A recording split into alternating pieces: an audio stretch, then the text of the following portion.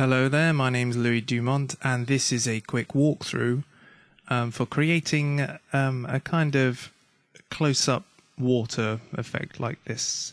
So including some nice depth of field, some nice sort of, I guess, iris kind of blooming type effect, as well as some other lens effects. I'm using Lightwave 11.6.3, and I'm also using the DP Kit and DP Filter, fantastic plugins from Dennis Pontonier, I think that's right, which enable really nice sort of post effects without having to render in and do a lot of ray traced kind of depth of field and stuff. And as you can see, it says it rendered it in 3.8 seconds, which is a little bit of a lie. It was about 15 seconds at that resolution, which isn't too bad considering the kind of fidelity and the kind of look. As well, because of the sort of post-processing, I found I can keep the samples quite low because a lot of it gets sort of, you know, defocused, so it's not really apparent. Okay then, so in terms of the geometry, all I really have is a long plane, subdivided numerous times. As you can see, I've subdivided it more in one axis than the other because the vantage point is going to be very low, so the kind of visible resolution is more in one axis than the other. I have a flipped normal sphere, another sphere, which will be the sun, and some blocks, which will be buildings, which will fulfill the role of sort of occluding the reflection from behind the camera. So it just, I suppose, adds to the realism. So let's switch over to layout. Now in layout, you can see I've got a couple of lights. Very, very, very strong area light. And a point light, which does nothing but render some nice sort of volumetric haze into the scene. And this is me basically trying to match a little bit of video I took a while back when walking down the Thames. A nice kind of sunset, and I thought it would be quite fun to create that in Lightwave. So in terms of materials, this is quickly how I got the scene laid out. The camera inside the building, but it doesn't really matter because you can see through the back face of the polygon. The camera is quite a nice sort of long lens, so it kind of makes sense that there's kind of a nice strong depth of field or shallow depth of field effect. The simplest materials are the environment, excuse me, which is just a gradient based on the y distance. The sun, which is, just switch VPR on to make this easier. The sun, which is just an incredibly strong ball with a gradient based on the incidence, plugged into the color there, which all makes sense. And the buildings are pretty much just left as is with the default material, as they don't really fulfill any role but occluding stuff. So the materials on the water are not too complicated as well. We've got some procedural type textures, namely turbulence, crumple, and crackle, and they are added together and added once more. Plugged into the displacement as well as plugged into another gradient into the SSS2 node. One thing I think I learned kind of late as well was the use of this displacement input. Before, I would be using the node editor through the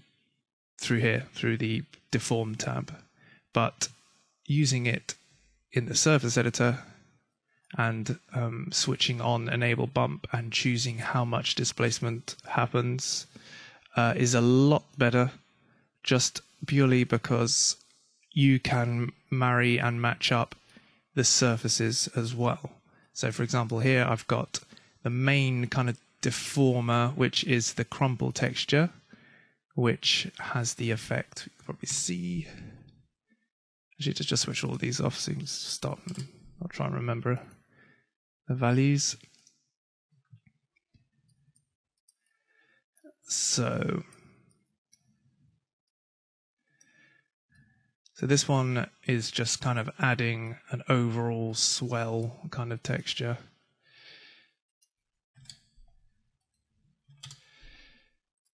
This is the main one that's sort of breaking up the waves. And these are the kind of little ripples that happen over the top.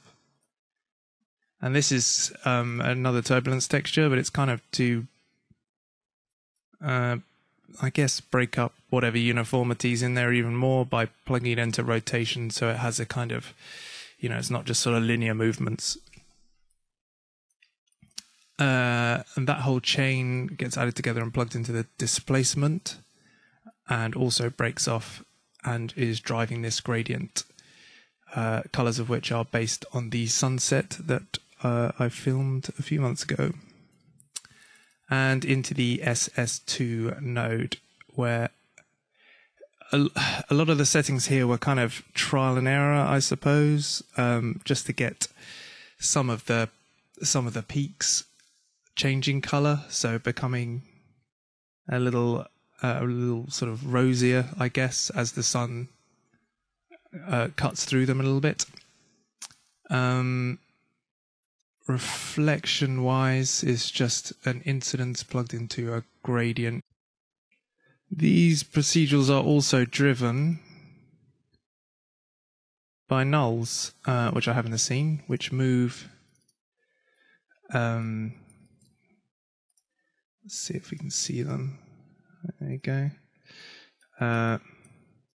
Which move in various ways to add the oscillating rippling effect to the water.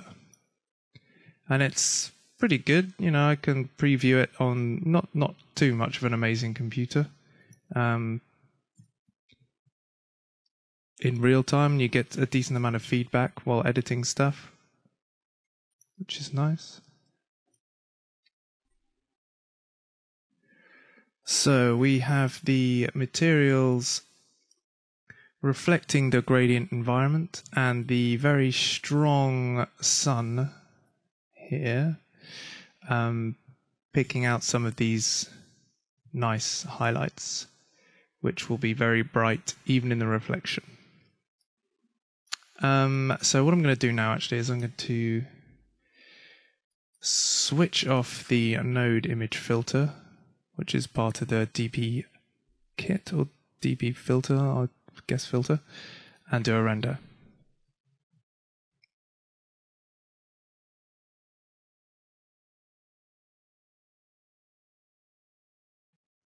Okay, so this is our raw render. Now let's treat it with some post-filter effects.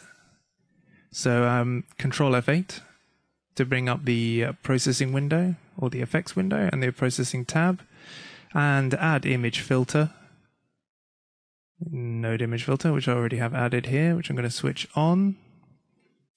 And inside we have a whole bunch of different nodes. And these kind of fulfill the role of a compositing app, or a grading app, or similar. Okay, so here are the individual nodes being added one by one. We've got the first effect is the bloom effect, where we have the nice kind of star bloom only affecting the extreme highlights of the image. The depth of field node driven by the render buffer node. This gives a really nice out of focus effect very quickly as well, compared to ray tracing it within Lightwave, at the expense of not being able to do things properly through transparencies and sometimes having kind of fringing on the edges of geometry. We've got the dispersion node, which I think you probably saw pop in there, where the RGB channels kind of blur and stretch out in a radial fashion to the edges of the frame, adding some grain, as well as adding to the illusion of being photographed or filmed. Sometimes is quite nice in breaking up some gradient banding or extreme sort of roll-off in the highlights. Some vignetting, which just darkens the exposure on the extreme edges. The first curve filter, where you use 1 second of your layout time, so in this case 24 frames a second, so the 24 frames represent the whole scale of luminance. This just adds contrast, this one adds contrast to the scene. The second curves filter adds some creative grading, so adding blues to the shadows and rolling off to warm midtones and highlights. We then add the mixer node, which includes a branch of nodes that go off and blur significantly the whole frame, punch it up even more contrast, and then add it back on top of itself to create the glow effect, which is kind of plays nice with the volumetric light as well. And finally, a tiny bit of sharpening just to add a little bit of crunchiness to everything. Okay, thanks for watching. Hopefully this video serves as an okay example of using displacements to create nice sort of close-up water ripples, and using DP filter nodes to post-process the raw frame without ever having to leave Lightwave.